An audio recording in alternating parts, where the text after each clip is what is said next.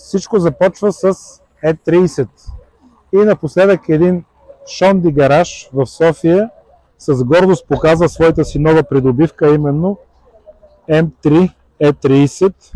Не без основание, защото тази кола вече гони 140-150 хиляди евро в изпълнение Чиконе, а в изпълнение кабриолет, което е също много рядко, дори надхвърля. Само преди година-две тази кола беше някъде около 95-100 хиляди евро.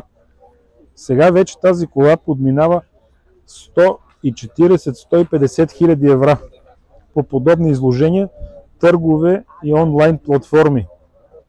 Очевидно, М3 от първото поколение добива култов статус и все повече хора започват да имат интерес към нея.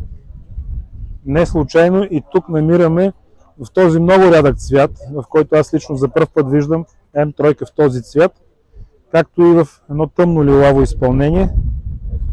Автомобила вече има исторически номера, сезонни от април до октомври, така че той ползва много изгодните за Германия 191 марки, т.е.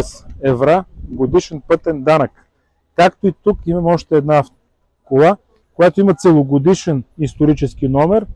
Всъщност целогодишният е 191 марки, а сезонният е само 97 евра. Така че можете да карате целогодишно М3 срещу само 191 евро в Германия. Забележете салона в какво състояние е.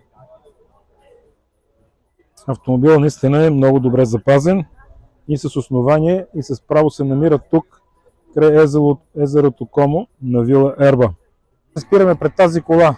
Може би не всички от вас знаят, че от BMW M5 E60 са произведени от комби варианта само 1039 бройки. Тоест това е изключително рядък автомобил. Дори първото M5 E28 са произведени цели 2145 бройки или почти два пъти повече от E60, което вече и в България има култов статус.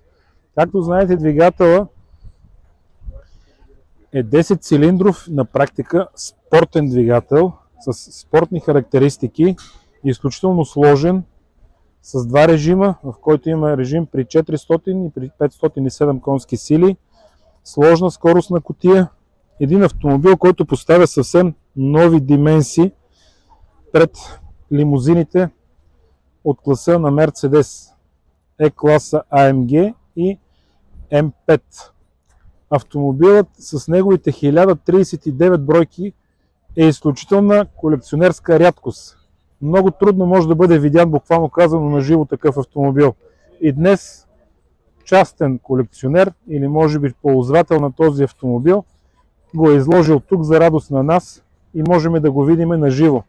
Автомобилът е изключително рядък, в хубав тъмно син цвят. Този автомобил е колекционерска рядкост и както виждате, собственичката вече ни показва дори как изглежда един полезен комби автомобил от M5 E60 комби, 1039 бройки. Няма как да подминем и Z8 на BMW. Автомобил, който са произведени 5700 бройки в три основни цвята: червено, сребристо и тъмно синьо.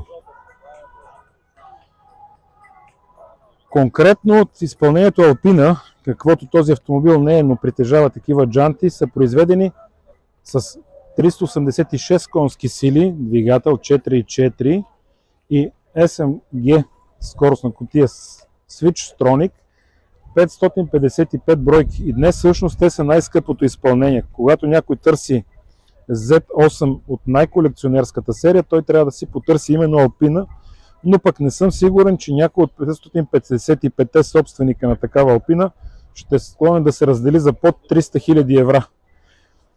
Такава Z8 би могла да бъде намерена и за 130 и 40 000 евро, но на не по-малко от 200 000 км пробег.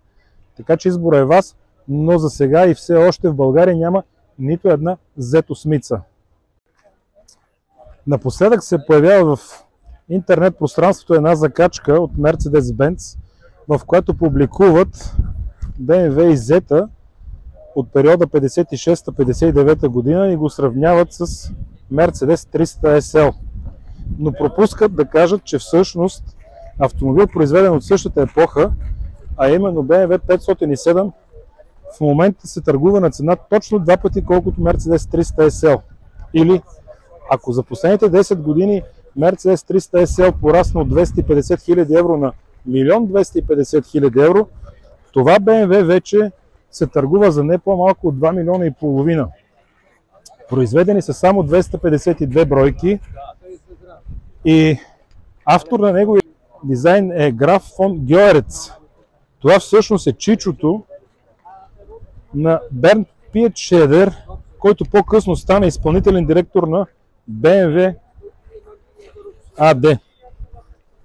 Автомобилът има култов статус и по една друга причина, защото той, ако не сте се интересували, е бил собственост по някое време и на легендарният рок изпълнител и краля на рока Елвис Пресли. Когато той бива неговата военна служба в Франкфурт, той си купува втора ръка употребяван такъв автомобил, който е бил бял на цвят, и прибирайки се всеки ден от казармата в неговата квартира, го е заварвал целия обсипан с червени целувки на очевидно влюбени в него ученички и други създания от женски пол.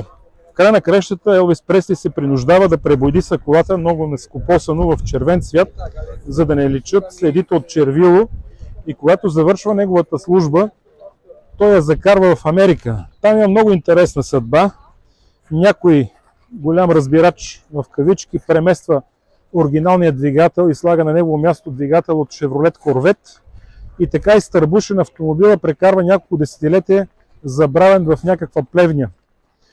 И така до преди няколко години, когато от компанията BMW успяха да открият този автомобил и да го възстановят, като двигателя, който беше произведен и беше отново имплементиран в двигателния отсек, не притежава фабричен номер. Тоест двигателът е произведен от компанията BMW, но той няма номер, защото практически това не е двигател, с който автомобилът е произведен.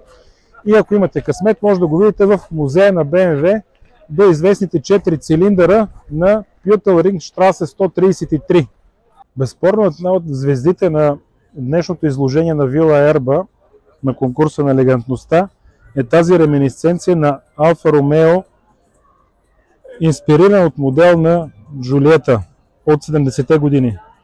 Моделът ни е познат най-вече от сериалите Ла Пиовра и други, които са свързани с преследване на организираната престъпност в Италия. Това е едно наистина много оригинално и много интересно съвременно интерпретиране на темата за Алфа Ромео Джулиета. Една от наистина много красивите Алфа Ромео. Изключително добре направен детайл, карбонови спирачки, каквито разбира се по това време не е имало, но всичко, което по тази кола виждате, е уникално и практически автомобилът е one-off. Няма втори произведен, така че всичко, което забелязвате по този автомобил, е направено в един единствен екземпляр. По тази причина и данните, които може да бъдат цитирани, касаят единствено и само този автомобил. Но независимо от това, че автомобилът в един единствен екземпляр, той е направен изключително прецизно.